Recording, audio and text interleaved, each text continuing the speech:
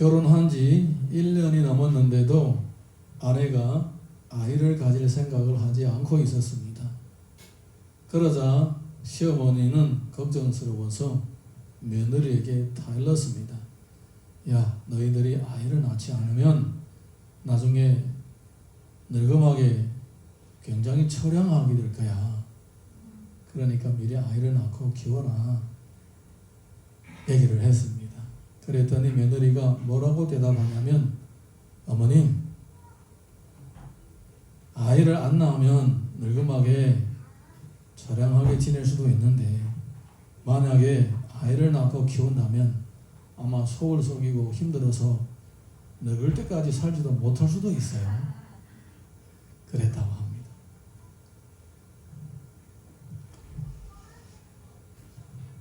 이렇게 코로나 때문에 우울한데 좀 웃으면 좋은 일이 생길 겁니다. 엄마가 건망증이 심해서 자주 집에다가 열쇠를 까먹고 나왔습니다. 그런데 다행히 지금 자라고 있는 아이가 2살인데 말귀도 잘 알아듣고 그래서 열쇠를 집에다가 까먹고 갔다 돌아올 때마다 이 방범창의 그 창살 틈으로 아이를 집어넣어 가지고 열쇠를 꺼내기도 했습니다. 그래서 자주 그랬습니다. 자주 그랬습니다. 그런 일이 상당히 많았습니다. 근데 이 아이가 자랄 거 아닙니까? 점점. 나중에 자라면서 보니까 이 창살 틈으로 들락날락 하는 게 굉장히 힘들어졌어요. 어느 날에 드디어 이 아이를 집어넣자고 하니까 안 들어가는 거예요. 그래서 억지로 겨우겨우 수전해가지고 열쇠를 가지고 나오게 했습니다. 그날에 이 아내는 아주 중대한 결정을 했습니다. 그리고 자기 남편하고 상의를 했습니다. 여보, 우리 아이 하나 더 낳자. 그랬답니다.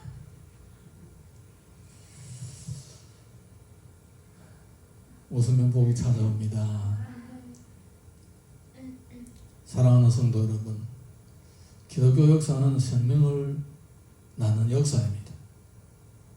한 생명이 또 다른 생명을 낳는 역사입니다. 그런데 그 과정은 처절하고 장렬합니다. 심지어 얻을 때는 사람이 목숨이 막 날아가고 얻을 때는 개죽음도 당하고 막 이런 일들이 막 비일비재하는 거예요. 겉으로 보기에는 정말 참아보기 힘들 정도로 그 현장에 피비린 나가 나는 경우들이 많이 있는데, 근데 그런 사건들이 지나고 나면 그 자리에서 많은 사람들이 예수 그리스도를 믿게 되고 하나님의 자녀로 태어나는 역사를 보게 됩니다. 특별히 그 대표적인 인물 중에 하나가 바로 스데반입니다. 스데반의 이 역사는 성경에서 몇 장을 통해서 기록하고 있는데, 그야말로 한 생명이 주를 위하여 희생당함으로 또 다른 생명들이 주 안에서 잉태되고 출산되는 그런 역사의 전형적인 모델입니다. 그렇다면 또 우리 성경에서 나오는 인물의 모습을 우리 한번 살펴보도록 하겠습니다. 사도행전 6장 1절에서 4절 한번 읽어봅니다. 시작. 그때 제자가 더 많아졌는데 헬라파 유대인들이 자기의 과부들이 매일의 교제에 빠짐으로 히브리파 사람을 원망하니 12사도가 모든 제자를 불러 이르되 우리가 하나님의 말씀을 제쳐놓고 접대함으로 일삼는 것이 마땅하지 아니하니 형제들아 너희 가운데서 성령과 지혜가 충만하여 칭찬받은 사람 7을 택하라. 우리가 이 일을 그들에게 맡기고 우리는 오로지 기도하는 일과 말씀자에게 힘쓰리라 하니. 하나님은 성령과 지혜가 충만하여 칭찬받는 사람들을 찾으십니다. 생명은 그냥 태어나는 것이 아닙니다. 생명을 잉태할 수 있는 믿음의 사람이 필요한 것입니다. 그 믿음의 사람이 어떤 사람이냐? 성령과 지혜가 충만하여 사람들에게도 인정받는 사람이라는 것입니다. 이어서 우리가 사도행전 6장 5절에서 6절 읽어봅니다. 시작. 온 무리가 이 말을 기뻐하여 믿음과 성령이 충만한 사람 스데반과 또 빌립과 프로고로와 니가노르와 디몬과 바메나와 유대교에 입교했던 안디옥 사람 니골라를 택하여 사도들 앞에 세우니 사도들은 기도하고 그들에게 안수하니라. 믿음과 성령에 충만해야 하나님의 일을 감당할 수 있게 됩니다. 체력이 있어야 일도 할 수 있습니다. 생명을 낳는 데에도 영적인 에너지가 필요한 것입니다. 그 영적인 에너지가 무엇이겠습니까? 곧 믿음과 성령의 충만함입니다. 믿음과 성령의 충만함은 한 생명이 다른 생명을 낳는 데 필요한 에너지일 뿐만 아니라 한 성도가 이 세상에서 정상적이고 성숙된 그리스도인으로 살아가는 데에 필요한 에너지이기도 합니다. 다시 말하자면 믿음과 성령은 성도의 신앙생활의 기본이라는 것입니다. 할렐루야. 자, 우리 이어서 사도행전 6장 7절을 읽어보겠습니다. 시작. 하나님의 말씀이 점점 왕성하여 예루살렘에 있는 제자의 수가 더 힘을 많아지고 허다한 제사장의 무리도 이 도에 복종하니라. 아멘. 믿음과 성령이 충만한 사람들이 세워지니까 교회가 활력을 얻게 되었고 하나님의 나라가 확장해 나가는 모습을 볼 수 있게 됩니다. 이것이 바로 믿음과 성령이 충만한 사람들의 역할입니다.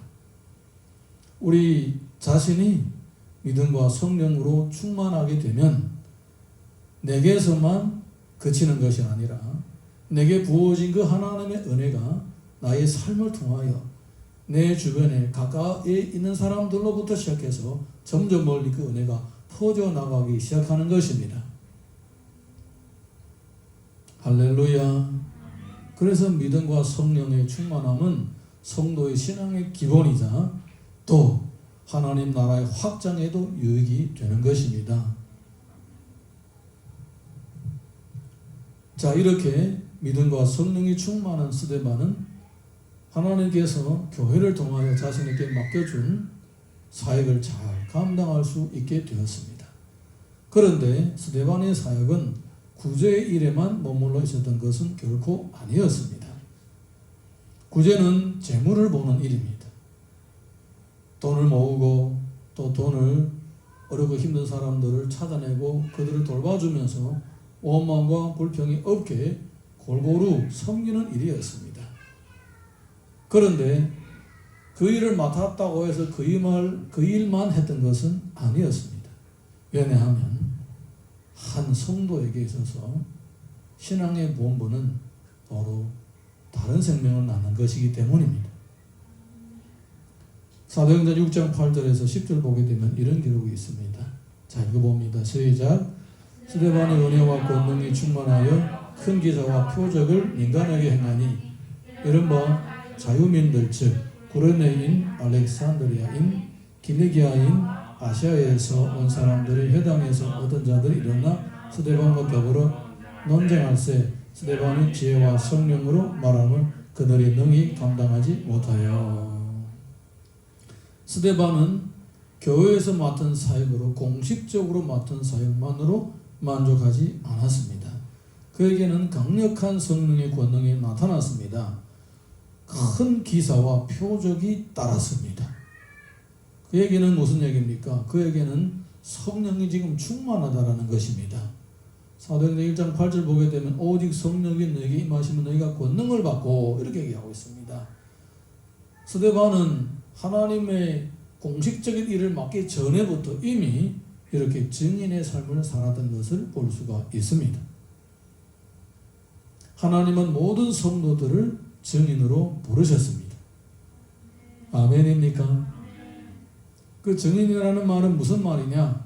지금까지 받은 하나님의 은혜를 꿀 먹은 벙어리처럼 입 다물고 있지 말고 받은 은혜를 다른 사람에게 증거하라는 것입니다. 신종 코로나 때 우리가 전부 다 마스크를 쓰고 다닙니다. 그렇지만은 마스크 썼다고 해서 말을 못하는 것은 아닙니다. 심지어 찬양대에도 마스크를 쓰라고 합니다. 마스크 썼다고 찬양 못하는 거 아닙니다. 예. 그 어떤 것도 우리가 증인으로서의 삶을 살 수 있는 것을 막을 수 있는 것은 없습니다. 할렐루야. 이어서 6장 11절에서 14절 읽어보겠습니다. 시작. 사람들을 매수하여 말하게 하되 이 사람이 모세와 하나님을 모독하는 말을 하는 것을 우리가 들었노라 하고 백성과 장로와 서기관들을 충동시켜 와서 잡아가지고 공회에 이르러 거짓 증인들을 세우니 이르되 이 사람이 거룩한 것과 율법을 거슬러 말하기를 하지 아니하는도다. 그의 말에 이 나사렛 예수가 이곳을 헐고 또 모세가 우리에게 전하여 준 규례를 고치겠다 함을 우리가 들었노라 하거늘. 이렇게 스데반이 복음을 전하니까 스데반을 모함해서 그의 목숨을 노리는 사람들이 생겼습니다. 사랑하는 성도 여러분, 이렇게 복음에 가는 길에는 항상 대적자들이 일어났던 것입니다. 사탄이 가장 싫어하는 것이 뭘까? 사탄이 가장 싫어하는 것이 바로 복음을 전하는 것입니다. 복음을 전하는 것은 생명을 낳는 일이기 때문입니다. 복음이 잘 전해지게 되면 어떤 일이 생기는가? 복음이 잘 전해지면 예수 생명을 가진 사람들이 점점 많아지게 되고 하나님의 나라가 확장되는 것입니다. 하나님의 나라가 확장되면 어떻게 됩니까? 사탄의 뜻을 따라서 사탄의 종로를 하는 사람들이 점점 적어지게 되는 거예요. 그래서 사탄은 가장 싫어하는 것은 무엇이냐? 바로 복음을 전하는 것입니다. 예, 복음을 전하는, 다른 생명을 낳는 것입니다. 그래서 이 땅에서 가장 치열한 영적인 전투의 현장은 어디냐? 바로 복음을 전하는 현장입니다. 거기에는 진짜 실제로 생명이 왔다 갔다 하고 목숨이 왔다 갔다 하는 곳입니다. 사랑하는 성도 여러분, 하나님은 우리를 그렇게 가장 치열한 영적 전쟁의 현장으로 보내기를 원하시는 것입니다.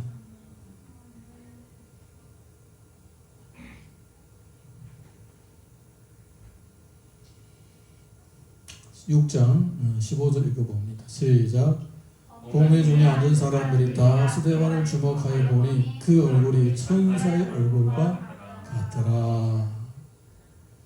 그가 이렇게 복음의 증인으로 세워지고 어디에서든지 하나님의 나라를 전파하니까 하나님의 영광이 함께 하십니다. 핍박이 강할수록 하나님의 영광도 더 강하게 나타나는 것입니다. 할렐루야. 하나님은 복음을 위하여 살아가는 사람을 절대로 그대로 내버려두지 않으십니다. 반드시 그의 뜻과 섭리를 따라서 행하시는 것입니다. 영국의 토마스 선교사가 대동강에서 죽어갈 때에 그는 성경을 나눠줬습니다. 심지어 자기의 머리를 자르고 있는 망나니에게도 하나님의 말씀, 성경을 줬습니다. 그리고 그는 거기에서 피를 쏟고 죽었습니다. 끝났습니까? 결코 그렇지 않았습니다. 그의 목을 잘랐던 사람이 그 성경을 가지고 집에 가서 벽에다가 붙이다가 나중에 성경을 읽고 회개하고 하나님을 믿게 되는 거예요. 여러분, 가장 치열한 현장에다가 증인들을 보내지만 또 그 현장에서 반드시 생명이 탄생하게 하시는 것입니다. 이것이 바로 하나님의 나라입니다. 지금 우리 눈에 이미 보일 정도로 영적인 전쟁이 아주 치열합니다. 정말 치열합니다. 순간순간마다. 그런데 놀라운 것은 이 가운데서 반드시 생명이 폭발적으로 성장하게 됩니다. 지켜보십시오. 여러분들에게 다 기회가 주어질 겁니다. 하나님께서 어떻게 이런 코로나라는 세계적인 사건을 통하여서 생명력이 이런 환난과 고난과 어려움 가운데서 탄생이 되고 교회들이 어떻게 이 고난을 띠고 일어서는 것인지 여러분의 눈으로 보게 될 거예요. 대적이 강할수록 하나님의 영광은 더 강하게 나타나기 때문입니다. 이렇게 얼굴에 하나님의 영광이 확 나타났습니다. 이어서 우리가 사도행전 7장 1절에서 4절 읽어봅니다. 시작. 대제사장이 이르되 이것이 사실이냐? 스데반이 이르되 여러 부형들이여 들으소서. 우리 조상 아브라함이 하란에 있기 전에 메소포타미아에 있을 때에 영광의 하나님이 그에게 보여 이르시되 내 고향과 친척을 떠나 내가 내게 보일 땅으로 가라 하시니 아브라함이 갈대아 사람의 땅을 떠나 하란에 거하다가 그의 아버지가 죽음에 하나님이 그를 거기서 너희 지금 사는 이 땅으로 옮기셨느니라. 하나님은 믿음의 조상 아브라함을 부르셨습니다. 하나님은 아브라함을 믿음의 모범으로 삼으셨습니다. 그러므로 믿음의 선배들의 모든 삶의 행적은 후에 주를 믿게 되는 사람들에게 영적인 재산이 되는 것입니다. 할렐루야. 우리 앞서간 수많은 믿음의 선배들이 그 살았던 모습들이 전부 다 우리들에게 영적인 재산으로 남아 있습니다. 우리의 믿음은 그냥 생기는 것이 아니라 이렇게 성경의 계시와 또 믿음의 선배들의 살았던 그런 모습을 보면서 또 그들의 살았던 그 모든 행적들을 들으면서 우리의 믿음이 자라가는 것입니다.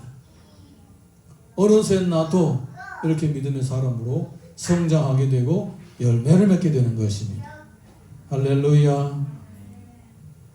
그래서 스데반은 지금 모든 유대인들에게 이 아브라함이 바로 우리의 믿음의 모범이다. 우리의 믿음의 조상이다.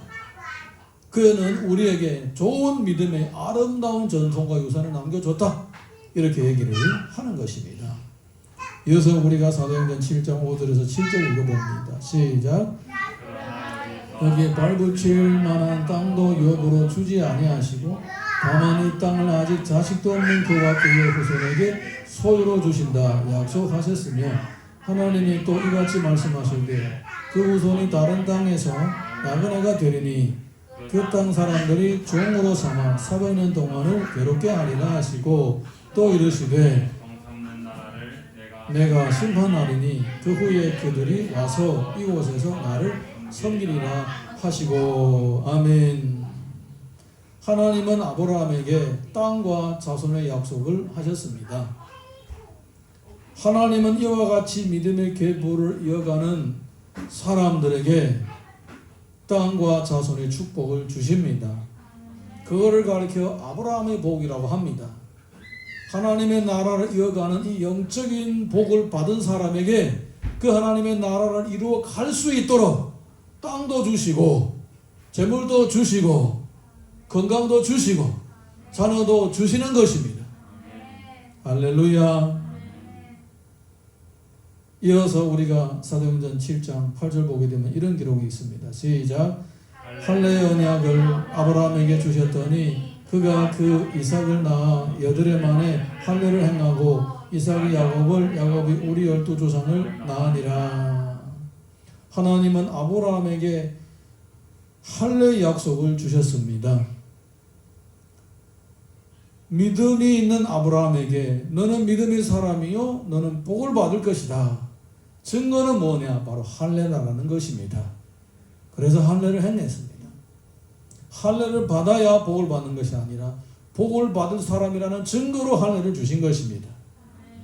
사랑하는 성도 여러분, 우리가 수많은 믿음의 선배들이 남겨놓은 믿음의 유산을 받고 또한 믿음의 계보를 이어가면서 지금은 보이지 않지만은 곧 하나님께서 우리들에게 모든 필요한 은혜를 채워주실 것이라는 증거가 뭡니까? 바로 할례와 해당하는 세례요. 그리고 우리 안에서 매일마다 일어나는 성령의 감동인 줄 믿습니다. 이와 같은 하나님의 말씀과 성령의 감동이 곧 우리가 주님으로부터 지금 쓰임받고 있다라는 증거요 증표입니다. 할렐루야. 우리 옆에 계신 분들하고 이렇게 한번 인사하겠습니다. 당신은 복받은 사람입니다. 당신은 복받은 사람입니다. 아멘입니까? 네, 아브라함의 복을 받은 사람들입니다. 의사 선생님이 수술을 하기 전에 이렇게 말했습니다. 긴장하지 마, 김상원 씨. 긴장하지 마, 김상원 씨. 이거는 그냥 작은 수술이야. 얘기를 했습니다. 환자가 그 말을 듣고 의사 선생님, 저 이름이 김상원이 아닌데요. 의사 선생님이 이렇게 대답했습니다. 네, 알고 있습니다. 제가 김상원입니다. 사랑하는 성도 여러분, 우리는 눈에 보이는 것이 없습니다. 그런데 하나님께서 주신 이 말씀을 보면 너무나도 놀랍습니다. 예. 예루살렘과 온 유대와 사마리아와 땅끝까지 이르러 내 증인이 되리라, 이렇게 주님이 말씀하셨습니다. 우리를 증인으로 삼으신 거예요. 온 천하에 다니면서 만민에게 복음을 전파하라고 합니다. 모든 민족을 제자로 삼으라 합니다. 예. 제자도 제대로 못 되고 있는데 다른 사람을 제자로 삼으라고 하는 거예요. 얼마나 놀랍고 얼마나 큰 축복입니까? 이걸 어떻게 감당할 수 있습니까? 생각만 해도 어떻게 할 수가 있을까? 걱정스러운 거예요. 김상원이만 두려워했겠습니까?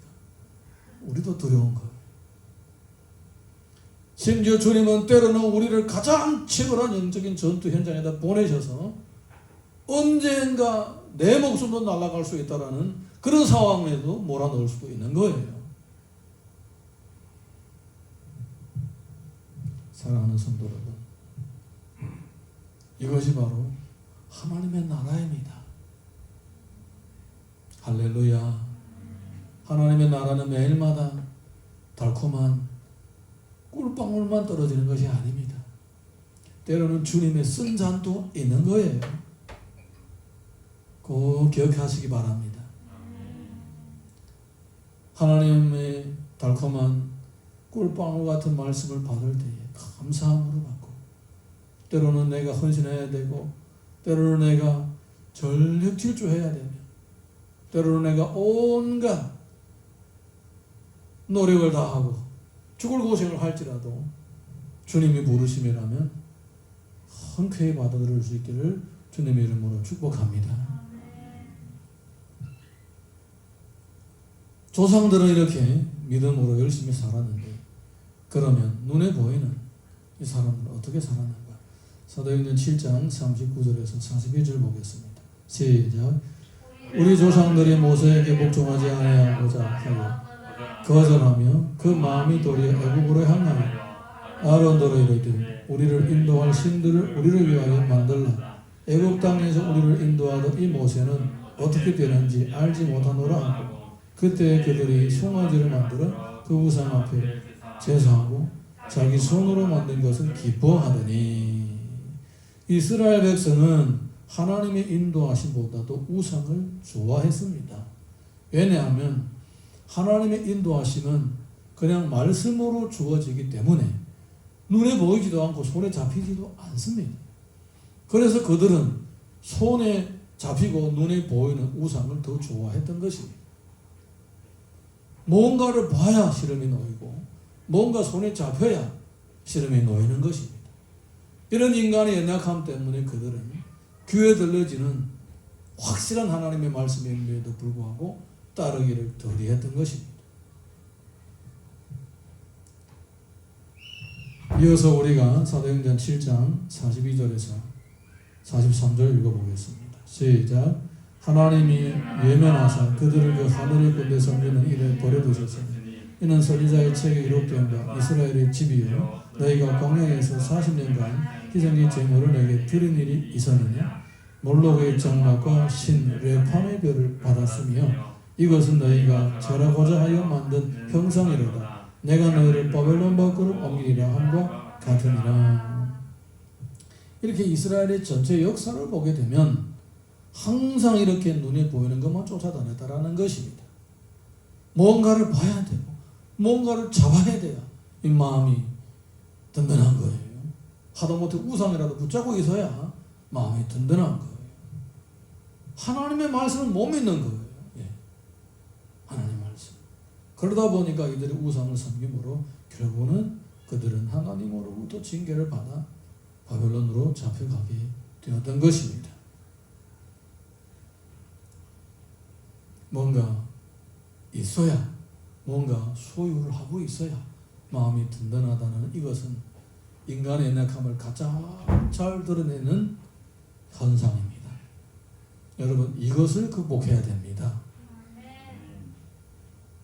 이거를 극복하지 못하면 단순한 하나님의 말씀을 붙잡고 달려가는데 굉장히 큰 지장을 받게 되는 것입니다.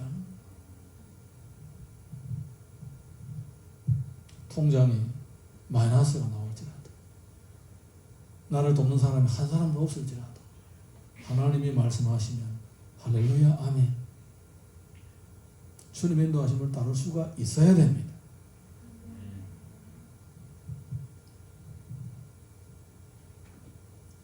(44절에서 47절) 이어서 읽습니다. 시작. 광야에서 우리 조상들에게 증거의 장막이 있었으니 이것을 모세에게 말씀하신 이가 명하사 그가 본 그 양식대로 만들게 하신 것이라. 우리 조상들이 그것을 받아 하나님이 그들 앞에서 쫓아내신 이방인의 땅을 점령할 때에 여호수아와 함께 가지고 들어가서 다윗 때까지 이르니라. 다윗이 하나님 앞에서 은혜를 받아 야곱의 집을 위하여 하나님의 처소를 준비하게 하여 달라고 하더니 솔로몬이 그를 위하여 집을 지었느니라. 이렇게 전체 분위기는 눈에 보이는 것을 쫓아가고 손에 잡히는 것을 쫓아가는데도 불구하고 그 가운데 어떤 사람들이 있었느냐? 모세와 같은 사람, 여호수아와 같은 사람, 다윗 같은 사람, 솔로몬 같은 사람, 수많은 믿음의 사람들이 있었다라는 것입니다. 할렐루야. 전체적인 분위기가 불순종, 패역함, 우상숭배, 또 정죄와 고난과 징계의 그런 분위기 속에 있었지만 그럼에도 불구하고 그 가운데 빛난 별과 같은 사람들이 있었다라는 것입니다. 이것이 바로 하나님의 나라입니다. 하나님의 나라입니다. 사랑하는 성도 여러분, 세대가 아무리 혼란스러워도 내 주변의 사람들이 아무리 어떻게 산다고 할지라도 거기에 흔들리지 마시고 이렇게 성경에 나오는 이런 인물들, 아브라함 같은 사람, 모세와 같은 사람, 여호수아와 같은 사람, 다윗과 솔로몬 같은 이런 믿음의 사람들로 우뚝 세워지기를 예수님의 이름으로 축복합니다. 해가 뜨든 안 뜨든 별은 그대로 있습니다. 물론 해가 너무 환하게 비추면 별은 보이지 않습니다. 그렇다고 별은 없어진 것은 아닙니다. 믿음의 환경이 좋아지면 믿음의 사람들의 모습은 잘 보이지 않습니다. 그렇지만은 상황이 어렵고 힘들고 고난이 찾아오게 되면 믿음의 사람들 그 믿음이 더욱 돋보이게 되는 것입니다. 그래서 하나님의 섭리는 모든 것을 다 감수할 수 있게 되는 것입니다. 하나님을 사랑하는 자, 곧 그 뜻대로 부르심을 입은 자들에게는 모든 것이 합리하여 선을 이루느니라. 이어서 우리가 48절에서 50절 읽어봅니다. 시작. 그러나 지극히 나쁘신 이는 손으로 지으신 곳에 계시지 아니하시나니 선지자가 말한 바 주께서 이르시되 하늘은 나의 보좌요 땅은 나의 발등상이니 너희가 나를 위하여 무슨 집을 짓겠으며 나의 안식할 처소가 어디냐? 이 모든 것이 다 내 손으로 지은 것이 아니냐과 같으니라. 하나님은 만물의 창조자시며 하나님은 백성들의 구원자이십니다. 우리가 모든 힘을 다하여 주님을 찬양할지라도 그 하나님의 영광과 구원과 능력을 찬양하기에 역부족하다라는 것입니다. 네. 이런 하나님, 이렇게 큰 은혜를 베풀어 주신 하나님을 지금 여러분들은 어떻게 대하고 있습니까? 바로 그 얘기입니다. 우리가 이어서 사도행전 7장 51절에서 54절 읽어봅니다. 시작. 목이 걷고 마음이 귀에 할례를 받지 못한 사람들아 너희도 너희 조상과 같이 항상 성령을 거스르는도다. 너희 조상들이 선지자들 중에 누구를 박해하지 아니하였느냐? 의인이 오시리라 예고한 자들을 그들이 죽였고 이제 너희는 그 의인을 잡아 준 자여 살인한 자가 되나니 너희는 천사가 정한 율법을 바꿔도 지키지 아니하였도다 하니라. 그들이 이 말을 듣고 마음에 질려 그를 향하여 이를 갈거늘. 스데반의 이 메시지 가운데 분명한 이 하나님의 나라의 모습을 보여주고 있었습니다. 아브라함 때부터 보더라도 이들은 후손들은 계속 하나님의 말씀을 불순종해 왔다라는 것입니다. 눈에 보이는 것, 손에 잡힌 것 쫓아왔다라는 것입니다. 오늘까지 너희들이 그렇게 해왔다라는 거예요. 그런데 그 가운데는 빛난 별과 같은 믿음의 사람들이 계속 이어져 왔는데 너희 조상들은 계속 그 빛난 별과 같은 믿음의 사람들을 박해했다라는 거예요. 그리고 지금 너희들은 바로 그 폐역한 너희 조상들을 닮고 있다. 이렇게 책망을 하는 것입니다. 사랑하는 성도 여러분, 믿음도 계보가 있는 것이 아니라 이렇게 불순종도 계보가 있는 거예요. 아멘입니까? 불순종도 계보가 있어요. 예, 족보가 있다라는 거예요. 여러분 이단들을 쭉 추궁을 해보게 되면요, 전부 다 계보가 있어요. 물론 우리도 마찬가지입니다. 우리도 믿음의 사람들의 계보를 보게 되면 다 이렇게 있는 거예요. 우리의 믿음이 어디서 왔습니까? 우리의 믿음은 한국 교회의 신학과 또 중국 교회, 중국 동북 지역의 우리의 믿음의 선배들이 목숨으로 복음을 전해냈습니다. 그들의 그 신앙의 열정, 그거를 아울러 우리가 이 양쪽에 그 믿음의 좋은 것도 다 본받았어요. 그러면 그 신앙이 어디서 온 것이냐? 또 쭉 추궁해 보게 되면 미국이라든가 또 유럽이라든가 호주라든가 이런 데서 믿음의 사람들이 목숨을 걸고 또 한국이라든가 중국에 와서 복음을 전한 거예요. 또 찾아가 보게 되면 또 나오죠. 네. 쭉 찾아보게 되면 믿음의 족보가 다 있는 거예요. 불순종도 족보가 있다는 거 꼭 기억하십시오. 그래서 항상 이 믿음의 계보를 이어가고자 하는 이런 믿음과 이런 비전을 가질 수 있기를 예수님의 이름으로 축복합니다. 내가 믿음의 사람으로서 세워지면서 나를 통하여 영적인 출산이 이루어져야 믿음의 계보가 이어지는 것입니다. 내가 만약에 지금 하나님의 말씀에 불순종하고 불순종 계보를 이어간다면 나를 통하여 어떤 영혼이 출산되었다. 그러면 불순종 계보가 이어지는 거예요. 명심하시기 바랍니다. 그래서 스데반이 이렇게 얘기를 합니다. 그런데 그들이 마음에 찔렸습니다. 마음에 찔리는 것까지는 좋은데 마음에 찔린 그들은 어떻게 됐습니까? 이어서 우리가 55절에서 56절 읽습니다. 시작. 스데반이 성령 충만하여 하늘을 우러러 주목하여 하나님의 영광과 및 예수께서 하나님 우편에 서신 것을 보고 말하되 보라 하늘이 열리고 인자가 하나님 우편에 서신 것을 보노라 한대. 아멘. 이렇게 스데반을 미워서 이를 갈면서 그를 죽이고자 하는 사람들을 눈앞에 두고 스데반은 하나님의 나라를 본 것입니다.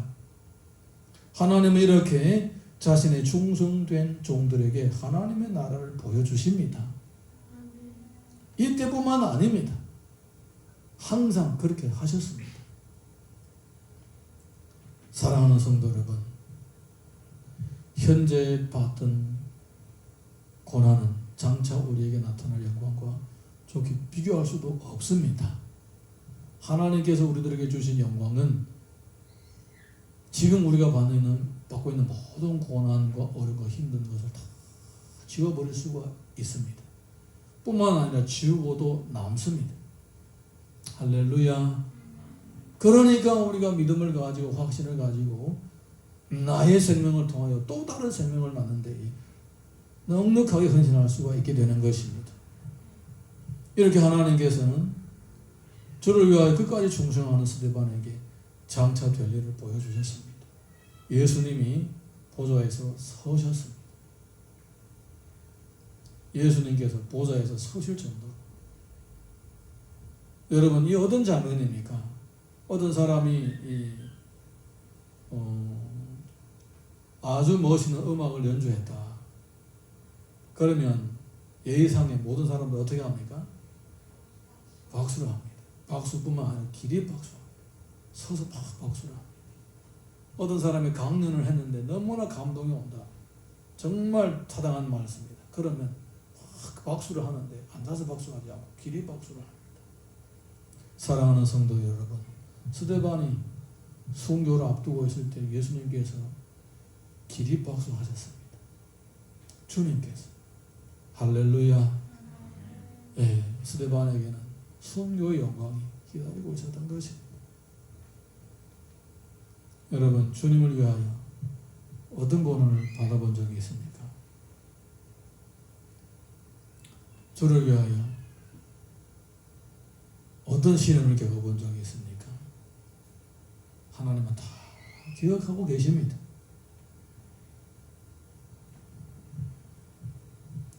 이어서 우리가 57절에서 58절 읽어봅니다. 시작.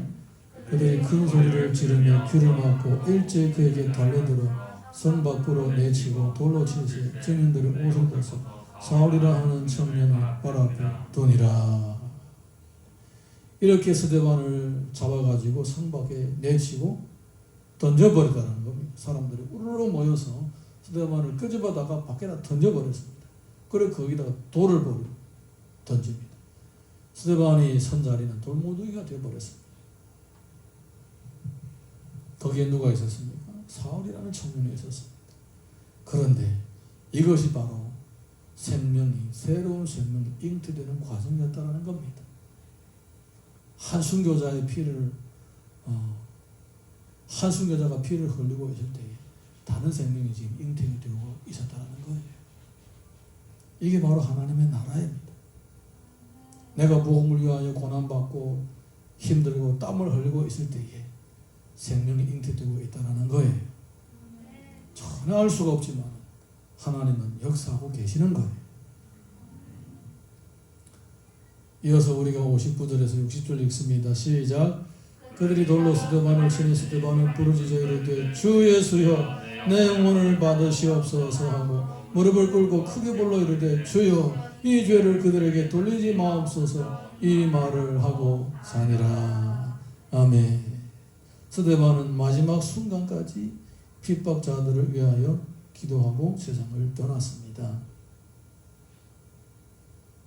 왜냐하면 이 지금 복음을 대적하고 전도자를 박해하는 사람들 중에서도 구원받을 영혼이 있다는 거예요. 누군지 모르지만 스데반은 누군지 모르지만 이 가운데 택한 백성이 있다는 것을 확신하고 있었습니다. 할렐루야. 하나님을 믿으십시오. 하나님을 믿으십시오. 모든 주님의 백성들이 복음을 위한 수고는 땅에 떨어지지 않고 반드시 열매를 맺게 되어 있습니다. 저는 가끔 있다가 양화진에 있는 외국인 선교사 묘지에 갑니다. 그리고 거기 가서 그 사람들의 이름을 보면서 그 사람들의 무덤을 보면서 묵상을 합니다. 거기에 가보면 별별 사람들이 다 있습니다. 젊어서 그냥 20살에 24살에 20대 한국에 왔다가 그냥 전도도 못하고 병 걸려서 죽는 사람도 있고 어떤 사람은 3대 4대를 이어가면서 한국에서 선교하는 사람들도 있고 어떤 사람 남편이 죽자 본인이 또 다시 가서 뒤처리를 하고 또 다시 와서 복음을 전하는 사람들도 있고 어떤 사람들은 아이를 낳고 아이가 죽은 다음에도 계속 이 땅에 남아서 복음을 전하는 사람도 있고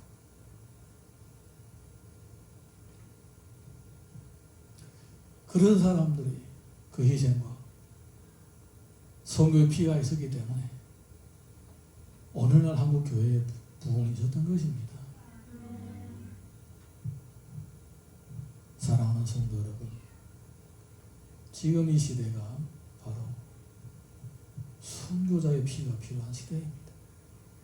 할렐루야. 하나님은 선교자를 따로 세우셨을 것입니다. 우리는 비록 선교자일지 선교자 아닐지 모르지만 매일매일마다 매 순간순간마다 선교자적인 삶을 살아야 될 줄 믿습니다.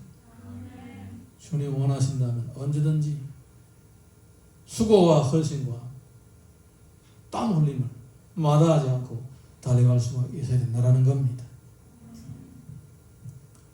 스데반이 죽은 다음에 교회는 어떻게 되었을까요? 사도행전 8장 1절에서 2절 보게 되면 이런 기록이 있습니다. 시작. 사울은 그가 죽임 당함을 마땅히 여기더라. 그날 예루살렘에 있는 교회에 큰 박해가 있어 사도 외에는 다 유대와 사마리아와 모든 땅으로 흩어지니라. 경건한 사람들이 스데반을 장사하고 위하여 크게 울더라. 스데반이 죽은 후에 사람들이 어떻게 흩어졌느냐? 예루살렘에 있는 교회가 박해를 받아서 사마리아와 땅 끝까지 흩어졌다는 겁니다. 바로 사도행전 1장 8절의 말씀에 응하는 것입니다. 사랑하는 성도 여러분, 스데반의 순교는 세계 선교의 촉진제가 되었습니다. 복음을 위한 모든 희생은 반드시 하나님의 나라의 유익이 됩니다. 사도행전 8장 4절에서 6절 보게 되면 이렇게 기록되어 있습니다. 시작. 그 흩어진 사람들이 두루다니며 복음의 말씀을 전할세 빌립이 사마리아의 성에 내려가 그리스도를 백성에게 전파하니 무리가 빌립의 말도 듣고 행하는 표적도 보고 한 마음으로 그가 하는 말을 따르더라.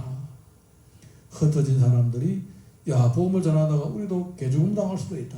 입 다물어 잠잠해 이렇게 하지 않았습니다. 흩어진 사람들이 우리도 스데반처럼 저렇게 증인이 되자라고 가는 곳마다 복음을 전했습니다. 할렐루야. 이것이 바로 생명의 특징입니다. 하나님의 백성에게 있어서는 이 영원한 생명을 전하는 것이 육신의 생명을 지키는 것보다도 더 큰 일이고 더 중요한 일이라는 것입니다. 사도행전 11장 19절에서 20절 보게 되면 이런 기록이 있습니다. 시작. 그때에 스데반의 일로 일어난 환난으로 말미암아 흩어진 자들이 베네게와 구브로와 안디옥까지 이르러 유대인에게만 말씀을 전하였는데 그 중에 구브로와 브레네 및 사람들이 안디옥에 이르러 헬라인에게도 말하여 주 예수를 전파하니 주의 손이 그들과 함께 하시며 수많은 사람들이 믿고 주께 돌아오더라. 아멘. 스데반의 일로 말미암아 사람들이 흩어지면서 유대인들께만 아니라 이방인들에게도 복음이 전파되었습니다. 사랑하는 성도 여러분, 이것이 바로 생명의 역사입니다. 예수 생명은 죽음을 이긴 생명입니다. 내가 만약에 이것도 무섭고 저것도 무섭고 두려 벌벌 떨고 복음을 전할 수가 없게 되었다면 이거는 내가 스스로 내 안에 있는 예수 생명을 제한하는 것입니다.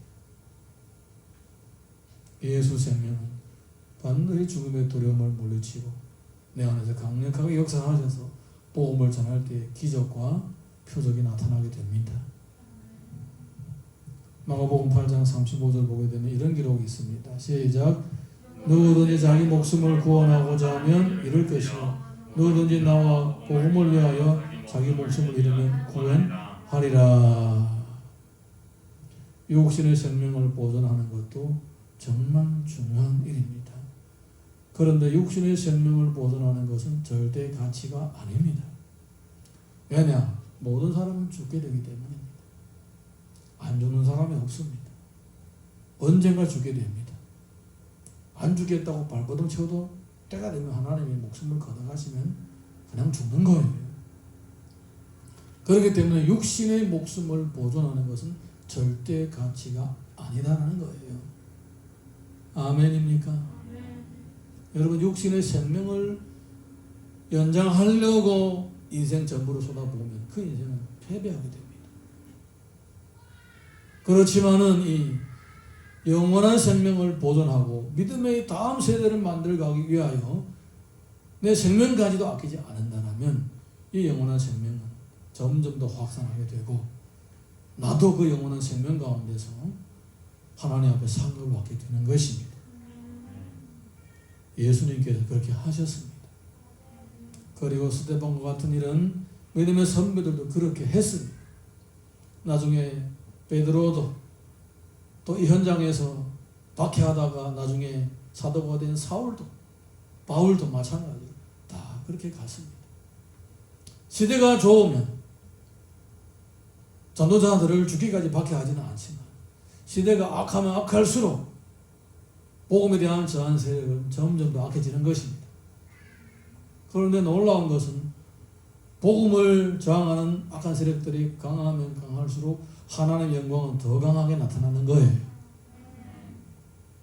이 은혜를 오늘도 체험할 수 있기를 예수님 이름으로 축복합니다. 네, 우리 자리에서 다 일어나셔서 주님이 가신 그 순교자의 길, 또 주님께서 명령하신 그 순교자의 길을 따라가는 우리 믿음의